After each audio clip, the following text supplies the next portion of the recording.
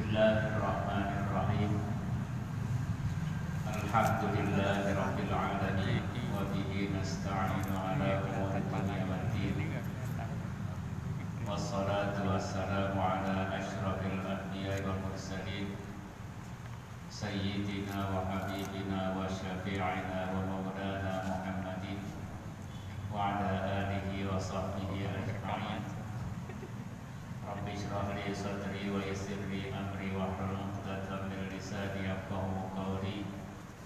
Rabbi shrah li sadri wa yassir li amri wahlul 'uqdatam min lisani yafqahu qawli. Rabbi shrah li sadri wa yassir li amri bi jahi sayyidina Muhammadin sallallahu alaihi wasallam. Al-Fatihah.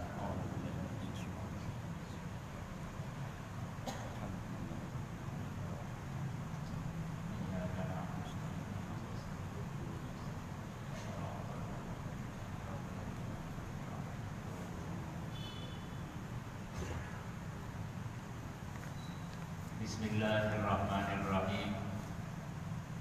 Qala al-imam al-muallif rahimahullahu ta'ala wa nafa'ana bihi wa bi'ulumihi fid dharain amin. Wa Ibnu Majah ayu akhraj Ibnu Majah mengeluarkan hadis oleh Imam Ibnu Majah.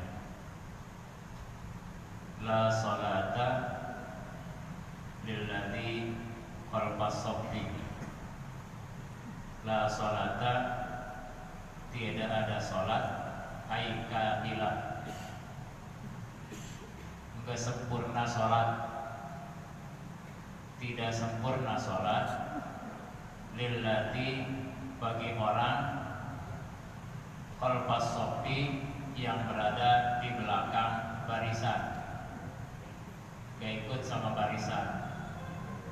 Barisan masih ada, masih cukup barisannya, tapi dia bikin lagi di belakang, bikin barisan lagi, maka sholat orang ini kurang sempurna karena dia melaksanakan kemakruhan. Makruh. Kalau masih ada barisan, dia bikin baru lagi, makruh.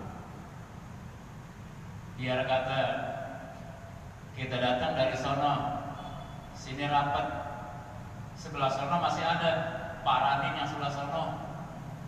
Kalau masih senggang di sana, paranin, biar jalan jauh dikit, jauh izin ke sebelah apa, masih dalam masjid. Yang dari sono, di sana masih kosong, jalan dari sono ke sono, rapetin dulu barisan. Sebab yang namanya shaf, dari torok ke torok, dari ujung ke ujung, itu dikatakan barisan. Jangan bikin barisan baru, enggak sempurna sholatnya, makruh hukumnya.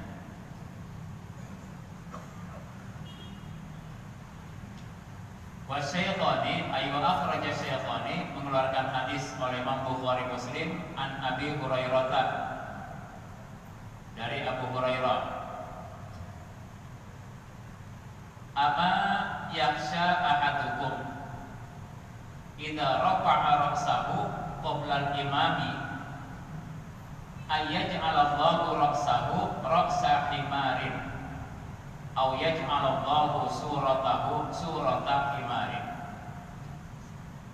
Ama yakhsha, apakah tidak takut, ahadukum, salah seorang di antara kamu. Ama yakhsha, apakah tidak takut, ahadukum, salah seorang di antara kamu. Idza rafa'a ra'sahu, apabila dia mengangkat kepalanya, qoblal imami, sebelum imam ruku, imam belum iktidal, dia udah duluin aja, mentang-mentang imamnya ponakannya. Yoga banget, kamu yang ponakan, lu kan ponakan, gue kucing.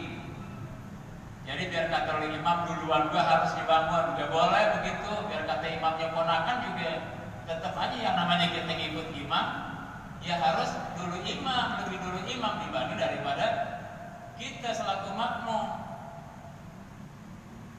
Imam sujud, belum bangun imam, udah dia duluan yang bergerak bangun.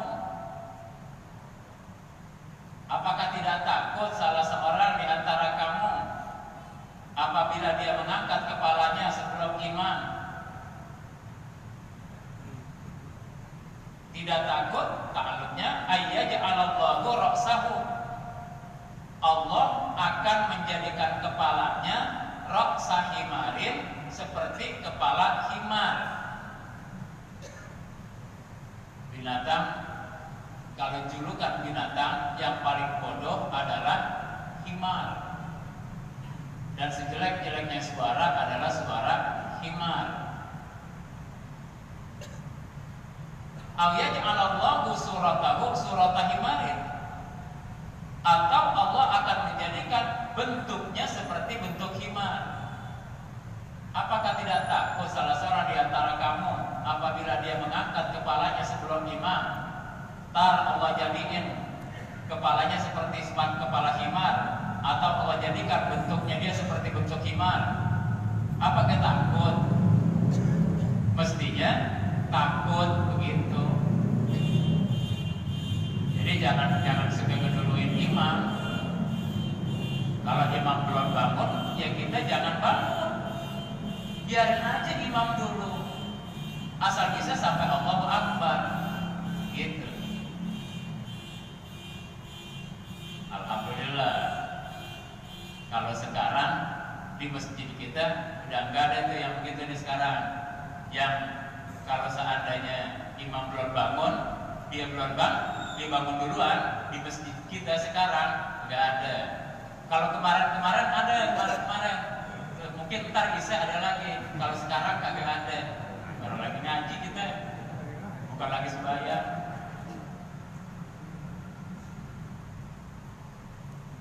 Maksudnya bagaimana kira-kira? Apakah benar-benar seperti himar? Masih beda pendapat nih.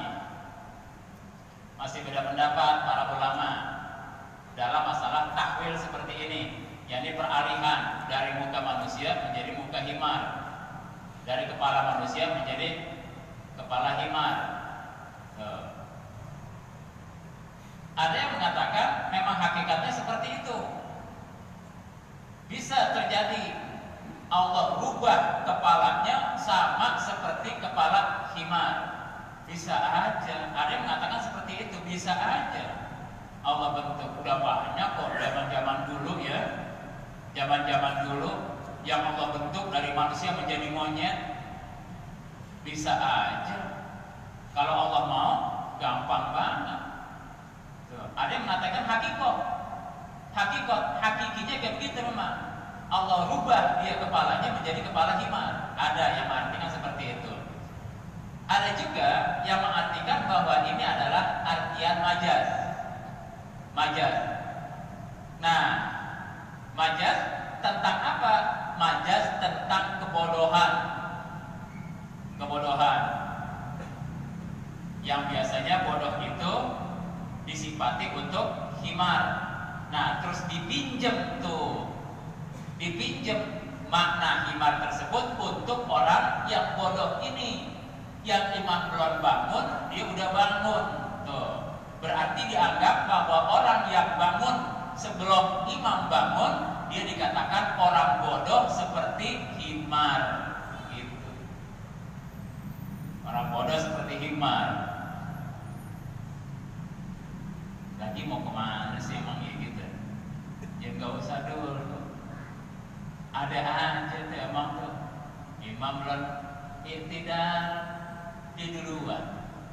Orang rapinya bareng, ntar emang makmum boleh salam duluan kalau imam belum salam? Ya belum boleh dia salam. Kali gitu dia ngangkat kepala duluan, imam belum iktidal, dia udah iktidal duluan. Ntar giliran rapi duluan dia, ya kagak boleh. Tetap aja yang namanya salam duluan imam, lu harus belakangan. Nah kalau seandainya di duluan ngucapin salam sengaja, padahal paling masih ngikutin imam, ya batal salatnya. Kecuali kalau dia niat mubarokah. Nah, tetap aja, tetap harus bareng. Nanti imam duluan,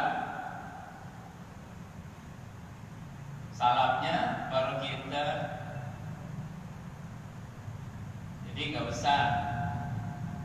Kita mendahului imam. Batal nggak sholatnya? Enggak sih, sholatnya nggak batal. Kalau dia baru ngeduluin satu kali sih, enggak batal. Kalau ngeduluin satu kali, belum batal. Kalau menurut Imam Syafi'i dan Imam Ahmad dan Imam Hanifah, Abu Hanifah, nggak batal. Mendahului imam kayak begitu nggak batal. Tapi kalau dia mendahuluinya itu nanti sampai sempurna, bisa jadi haram.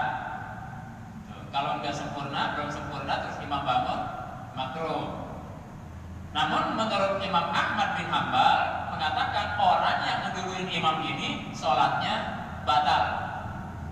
Menurut Imam Ahmad bin Hambal. Kecuali kalau kita ngeduluinnya sampai 2 rukun walaupun ta'aqqub. Misalnya ngeduluin imam belum rukuk, walam yakun lahu kufuwan ahad. Kan sunnah imam tuh berhenti dulu sebentar, ya sunnahnya begitu kan, baru dia rukuk. Ketika imam belum rukuk, belum ucapin Allahu Akbar, udah dia duluan Allahu Akbar, rukuk. Dia rukuk. Ketika imam rukuk, Allahu Akbar, dia i'tidal, sami Allahu liman hamidah. Duluan lagi. Imam i'tidal, dia sujud. Ketika dia sujud, batal sholatnya tuh. Batal karena dia mendahului imam 2 rukun. Gitu. Batal tuh sholatnya. Kalau mendahului 2 rukun. Kalau yang begini sih jarang nih, jarang. Yang 2 rukun jarang. Tapi kalau yang mendahului 1 begitu, banyak.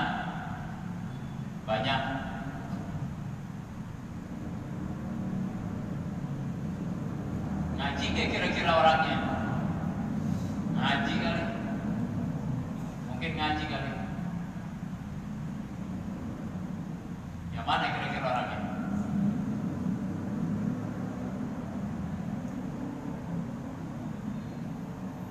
Gak usah ngeduluin imam. Kalau ngeduluin 2 rukun, batal. Sekali lagi yang 2 rukun, imam masih diri, dia rukuk, Allahu Akbar. Ketika imam rukuk, dia i'tidal. Imam i'tidal turun sujud. Dengan sujudnya dia itu maka batal sholatnya, mendahului 2 rukun.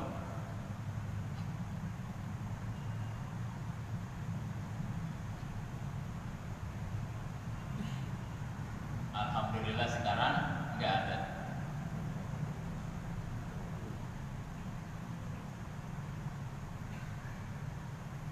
Wa Ibnu Qani' ay wa akhraja Ibnu Qani' mengeluarkan hadis oleh Imam Ibnu Qani' an Syaibana, dari Syaiban bin Malik Al-Ansari. Man rafa'a ra'sahu, siapa saja orangnya yang telah mengangkat kepalanya qoblal imami, sebelum imam mengangkat. Imam belum angkat kepalanya, dia udah angkat kepalanya. Awadha'ahu, atau dia, siapa saja orangnya yang meletakkan kepalanya, yakni sebelum imam meletakkan kepalanya. Imam belum naruh kepalanya di sejadah buat sujud, dia udah duluan dibanding daripada imam. Udah duluan.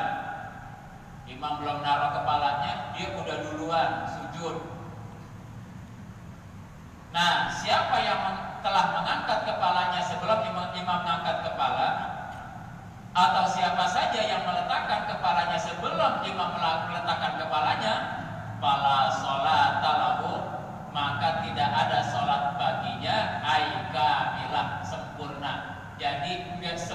sempurna sholatnya, nggak sempurna sholatnya. Kalau dia mendahului imam, imam belum taruh kepalanya di sejadah, dia udah duluan. Imam belum duduk antara dua sujud, dia udah duluan ngangkat, maka nggak sempurna sholatnya. Berarti fadilah jamaah nggak dapat. Makanya yang paling bagus pokoknya kalau imam udah baru mestinya segitu.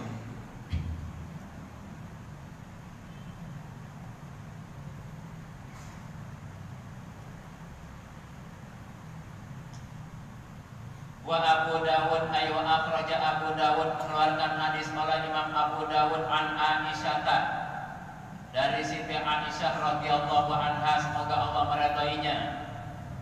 Walaupun ada huruf jar berupa an, maka dibacanya fathah an Aisyah karena Aisyah termasuk isim ghairu munsharif namanya. Punya dua ilat. Ilatnya satu taknis, kedua ajam. Taknis, kedua alamnya, alam. Dua ilat isim ghairu munsharif. Dikatakan la yazalu qaumun yata'akhkharuna 'anis shaffi illa anna Allaha wa malaikatahu yusalluna 'ala mayaminis sufuf. La yazalu qaumun, senantiasa kaum, yata'akhkharuna 'anis shaffi, terbelakang dari shaf, illa ala shafil awali, atas shaf yang pertama. Senantiasa kaum terbelakang dari shaf yang pertama, hatta yuakhirahumullahu bin nari, sehingga Allah itu akan mengakhirkan mereka di dalam api neraka.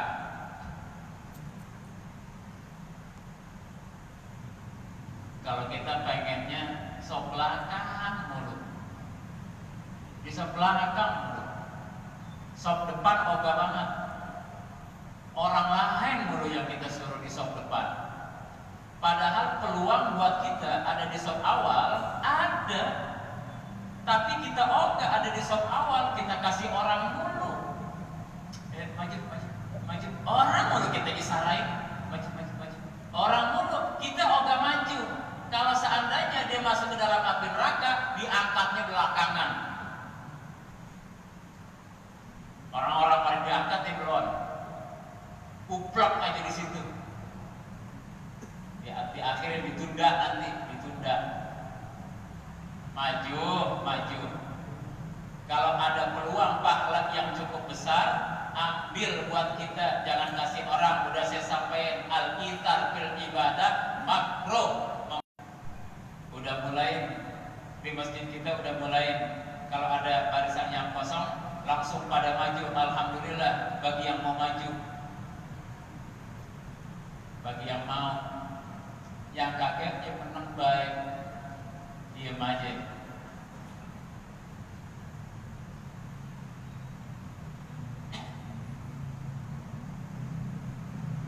Wa huwa aywa akhraja Abu Dawud mengeluarkan hadis oleh Imam Abu Dawud wa Ibnu Majah wa Hibban, dan juga dikeluarkan oleh Ibnu Majah dan Ibnu Hibban anha dari Siti Aisyah dengan sanad yang sahih. Innallaha wa malaikatahu, bahwasanya Allah dan malaikatnya itu yusalluna, membaca selawat, berselawat, ala mayaminis sufuf, atas barisan yang sebelah kanan. Artinya Allah memberikan rahmat dan malaikat memohonkan ampun atas barisan yang sebelah kanan. Hal seperti ini kalau memang barisan sebelah kirinya itu enggak kosong tuh. Tapi kalau yang sebelah kirinya kosong, harus isi yang kiri gitu. Jangan semuanya di kanan.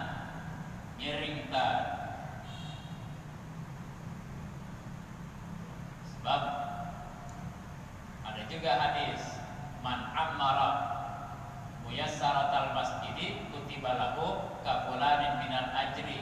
Siapa yang memakmurkan sebelah kiri dari masjid ini, maka dicatat baginya sama seperti ganjaran, seperti catatan simpulan dari segi ganjaran. Jadi diatur, jangan semuanya kanan, semuanya di sini kosong, jangan. Diatur, ya kanan, kanan udah ada, kiri, kanan, kiri, kanan, kiri.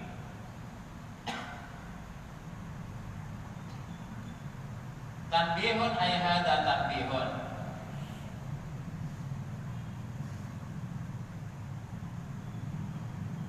Innal jama'ata fi adai maktubatir rijalil ahrari al-muqimina fardu kifayatin. Bahwasanya berjamaah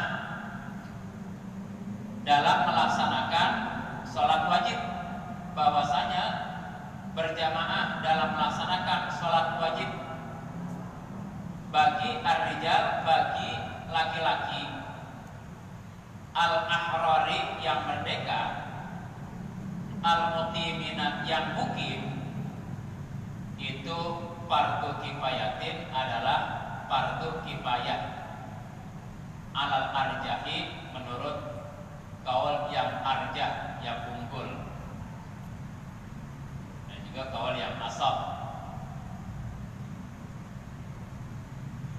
merupakan fardu kifayah melaksanakan sholat berjamaah. Fi madhabina, menurut madhab kita Imam Syafi'i, fardu kifayah sholat wajib kecuali sholat Jumat. Kalau sholat Jumat berjamaah itu hukumnya fardu ain. Fardu ain. Luar biasa kan berjamaah. Sholatul jamaati afdalu min sholatil fardhi bisab'in wa isrina darajah. Sholat berjamaah itu lebih utama dibanding daripada sholat sendiri dengan bandingan 27 derajat. Sudah lalu nih hadis. Kan banyak banget ganjaran 27 derajat. Ya, banyak 27. Kalau kita sembahyang sendiri kan 1. Kalau sembahyang berjamaah 27. Tahu kenapa ya? Kenapa orang pada ogah ya? Banyak yang ogah, sembahyang banyakan di rumah, ogah berjamaah, ogah ke masjid. Kadang saya berpikir, curiga saya nih, dekat sama masjid, tapi dia nggak mau ke masjid. Dekat sama musola, tapi nggak mau ke musola untuk sholat berjamaah. Kadang saya berpikir curiga, kira-kira dianya yang ogah ke masjid, apa masjidnya yang ogah ditempatin sama dia? Ya, bisa jadi begitu nggak? Bisa jadi emang masjidnya ogah dimasukin sama dia. Makanya jadinya berat aja buat ke masjid. Lah, jangankan sholat jamaah, sembahyang jenazah, ada jenazah mau disolatin, masih keluarganya nyolatinnya di masjid, dia ogah ke masjid, jalan aja terus dia ogah, dia di samping di jalanan aja, enggak dia ikut nyolatin. Terus curiga saya, apa memang dianya ogah ke masjid, apa memang masjidnya yang ogah sama dia? Yang saya khawatir memang masjidnya ogah diinjak sama dia. Itu yang saya khawatir. Kalau emang dianya yang gak mau ke masjid, mungkin satu saat dikasih nasihat, akhirnya lunak hatinya mau ke masjid. Tapi kalau masjidnya yang ogah, nah ini berat udah. Tuh, repot yang begitu. Bisa jadi tuh masjidnya ogah diinjak sama dia. Nggak demen masjidnya dia.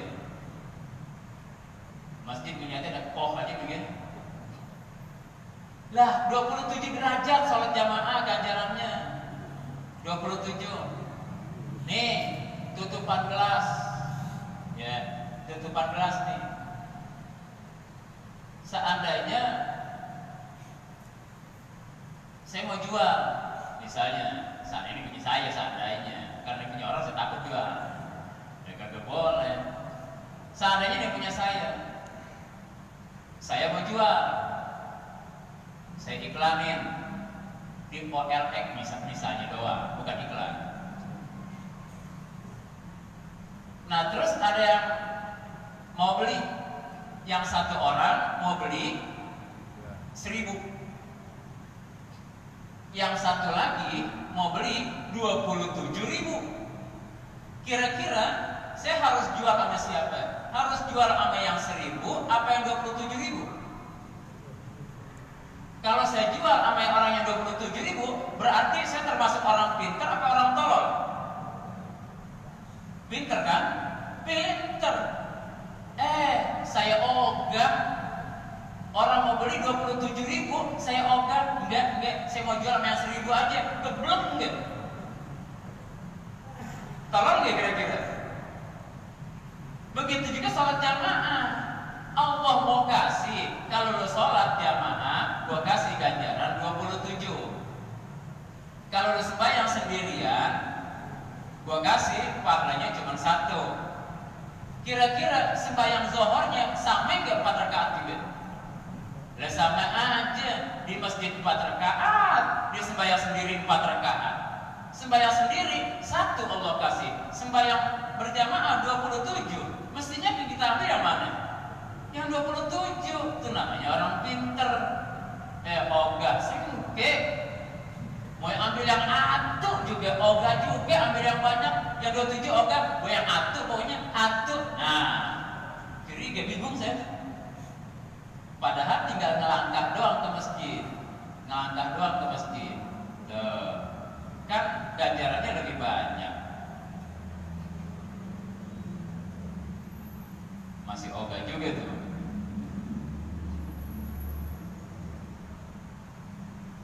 Jadi dianjurin untuk kita untuk melaksanakan sholat jamaah.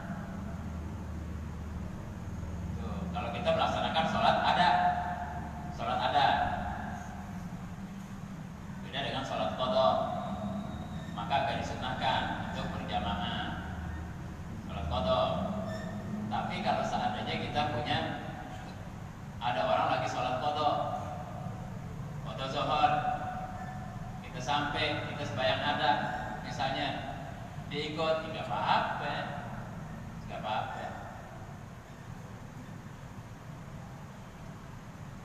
Atau jamaahnya sama orang yang sembahyang sunnah, seperti sholat rawatib misalnya. Tadi kan maktubah, sholat wajib dianjurkan berjamaah. Nah beda dengan sholat sunnah, enggak dianjurkan berjamaah.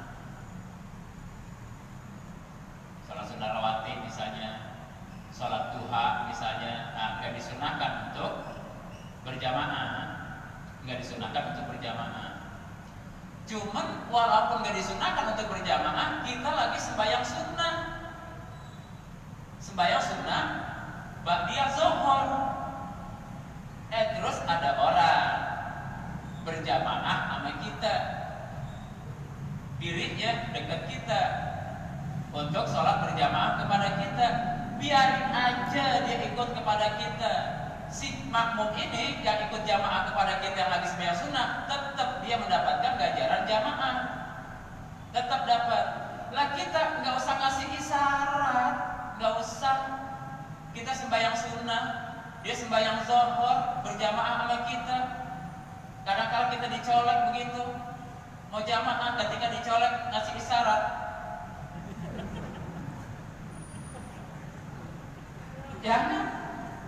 Jangan, nggak usah isyarat begini, biarin aja dia ikut jamaah, nggak usah isyarat. Ada yang begini, jangan, biarin aja, nggak apa-apa, dapat dia ganjaran jamaah. Kita juga begitu, kalau kita nggak tahu misalnya ada orang sembahyang ikut aja jamaah, nggak apa-apa kalau kita nggak tahu di sembahyang sunnah, ikut karena kita pengen mendapatkan ganjaran berjamaah, nggak masalah.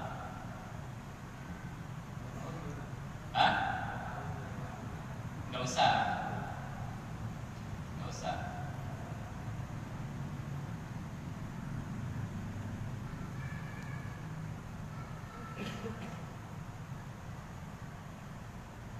Cuman kalau jamaah buat perempuan yang bagus, enggak. Tapi sunnahnya dia bukan sunnah muakkad kalau perempuan.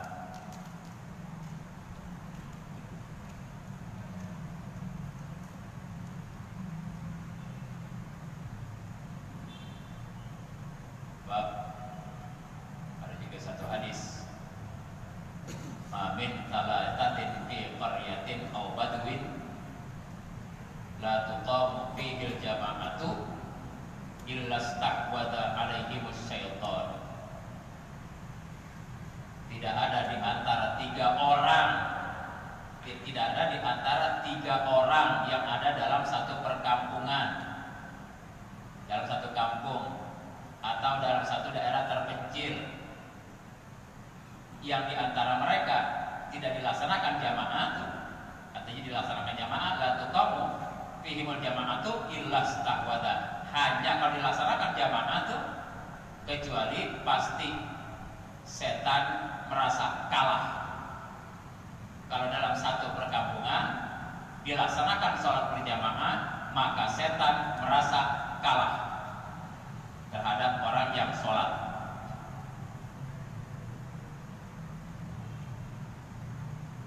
Sangat bagus berarti. Wa fardhu ainin, menurut Imam Syafi'i tadi di madhabina tuh sholat jamaah dikatakan fardu kifayah.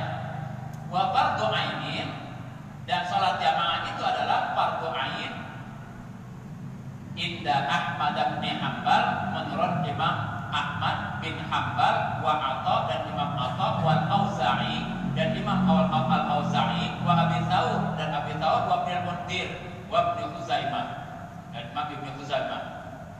Menurut mereka tuh, menurut pendapat Imam Ahmad bin Hanbal, bahwa sholat berjamaah itu hukumnya adalah fardu ain.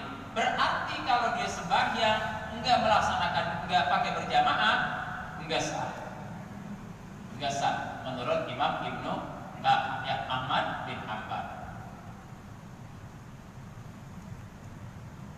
Berdasarkan hadis mana tuh Imam Ahmad bin Hanbal mengatakan bahwa sholat jamaah itu fardu ain? Tuh hadis yang kemarin yang udah kita baca kemarin tuh.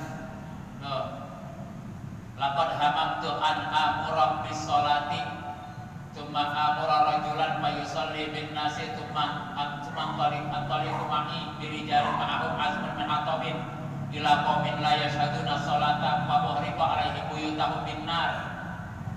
Saya ingin memerintahkan sholat, lalu ketika sholat akan dilaksanakan, saya perintahkan seorang untuk menjadi imam, dia imamin orang lain, dan saya berangkat, kata Nabi, saya berangkat bersama orang-orang lain dengan membawa seikat kayu bakar untuk menuju satu kaum yang gak hadir sholat, menuju satu kaum yang gak menghadiri sholat.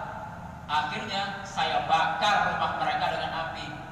Dasar hadis itulah bahwa Imam Ahmad bin Hanbal mengatakan bahwa sholat berjamaah hukumnya adalah fardu ain. Lah, kalau yang mengatakan fardu kifayah atau mengatakan sunnah, dikarenakan pelaksanaan pembakaran belum terjadi, enggak terjadi, karena Allah menurunkan wahyu, menurunkan wahyu, sehingga tercegah untuk membakar rumah tersebut, atau bisa jadi berubah. Wa syartun li sihhati sholati inda Daud, dan bahwasanya jamaah itu merupakan syarat untuk kesahan sholat kesahan sholat indah Daud menurut Imam Daud Al-Zahiri. Menurut Imam Daud Al-Zahiri bahwa berjamaah itu merupakan termasuk daripada syarat sholat. Ma yalzamu min adamihil adam wala yalzamu min wujudihi wujudun wala adamun. Itu dikatakan syarat. Ma yalzamu min adamihil adam, sesuatu yang menetapkan dengan tidak adanya syarat maka tidak ada masyrut. Dikatakan syarat sesuatu yang menetapkan dengan tidak adanya jamaah. Ma yalzamu min adamihi, sesuatu yang menetapkan dengan tidak adanya jamaah al-adam, tidak adanya sholat, enggak sah sholatnya, itu namanya syarat. Kayak orang mau masuk SMP, syaratnya harus punya ijazah SD. Kalau nggak punya ijazah SD yang menjadi syarat, bisa nggak masuk SMP? Kagak bisa, karena syaratnya nggak ada. Tapi wala yalzamu min wujudihi wujudun wala adamun. Cuma nggak mesti dengan adanya syarat, adanya ijazah SD pasti dia masuk SMP, nggak mesti. Sebab bisa aja dianya ogah sekolah, atau bisa aja ketika dites kagak lulus, begitu. Bisa aja. Jadi nggak mesti dengan adanya ijazah SMP dia pasti masuk dengan adanya ijazah SD dia pasti masuk SMP, nggak mesti. Jadi sesuatu yang menetapkan dengan tidak adanya syarat maka nggak ada masyrut. Tapi nggak mesti dengan adanya syarat masyrut atau tidak adanya masyrut. Kita mau wudu mau sholat harus ada wudu. Mau sholat harus ada wudu. Nah, wudu itu merupakan syarat sahnya sholat. Tapi apakah dengan kita ada wudu harus ada sholat? Ya kagak. Bisa aja kita wudu karena untuk baca Quran. Bisa aja kita wudu karena pengen pegang Quran. Bisa aja kita wudu karena memang kita orang yang daimul wudu, yang selalu berwudu. Itu namanya syarat. Itu nanti pembahasannya hukum wad'i kalau bahasa usul fikih. Hukum wad'i yang nanti ada syarat, ada namanya.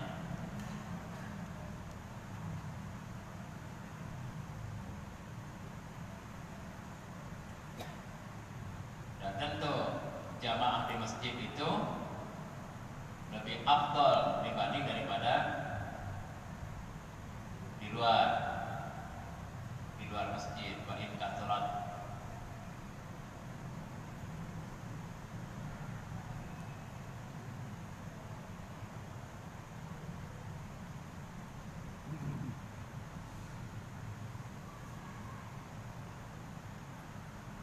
Mana kalau seandainya perempuan pengen jamaah di masjid misalnya, pengen jamaah di masjid, harus izin, minta izin sama lakinya, minta izin dulu. Kalau seandainya lakinya izinin, silakan. Tapi kalau lakinya nggak izinin, jangan. Begitu. Jangan dulu. Masuk waktu zuhur, mau langsung ke masjid, misalnya, izin sama lakinya.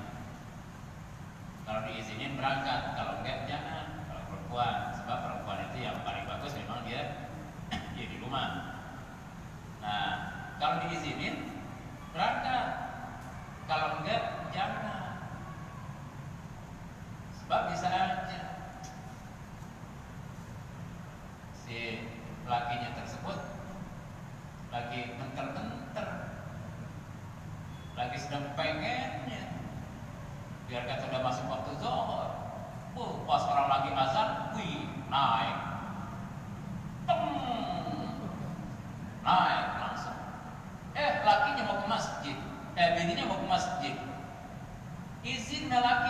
tiga kasih, jangan, haram justru. Haram. Loh, bagaimana sih? 3 minggu gua kagak bisa. Sekarang mumpung bisa, lu mau ke masjid entar, mumpung bisa sekarang aja. Kan udah azan, enggak pakai azan. Waktunya masih lama. Asar jam 3, udah enggak apa-apa, layanin dulu. Dia wajib layanin laki dulu. Entar waktu sholat masih banyak gitu. Laki dulu, kagak boleh dia. Langsung, enggak gua saya mau ke masjid dulu, mau jamaah sayang-sayang. Kagak boleh. Haram justru. Layanin laki dulu. Kalau udah menter-menter, udah sampai ujung. Jamaah yang paling afdol setelah hari Jumat adalah subuhnya di hari Jumat. Kemudian subuh selain hari Jumat. Kemudian yang paling afdol lagi jamaah Isya. Kemudian yang paling afdol lagi adalah jamaah Asar, itu yang paling afdol. Baru Zuhur, baru Maghrib. Wayang bagi habisin. Iya, wallahu a'lam bishawab. Al-Fatihah. A'udzubillahi minasyaitonir rajim. Bismillahirrahmanirrahim. Alhamdulillahirabbil alamin arrahmanir rahim maliki yaumiddin. Iyyaka na'budu wa iyyaka nasta'in. Ihdinas siratal mustaqim. Shiratal ladzina an'amta 'alaihim ghairil maghdubi 'alaihim waladdallin. Bismillahirrahmanirrahim. Alhamdulillahirabbil alamin. Allahumma shalli wa sallim ala sayyidina Muhammad wa ala sayyidina Muhammad. Allahumma ya man waqa'a bijain ya man waqil mu'min ya man waqil fi syarif ya man waqil yani habib ya man waqil fi qadim ya man waqil majdi murid. Allahumma akrimna min kabil al-fahmi wa akhrijna min dhulumatil wahmi wa ma'an nabiyyin wa la malaikatil muqarrabin bi rahmatika ar-rahim. Rabbana atina fid dunya hasanah wa fil akhirati hasanah wa qina adzabannar. Wa sallallahu ala sayyidina Muhammad wa ala alihi wa sahbihi wasallam. Alhamdulillahirabbil alamin. Amin. Assalamualaikum warahmatullahi wabarakatuh. Terima kasih.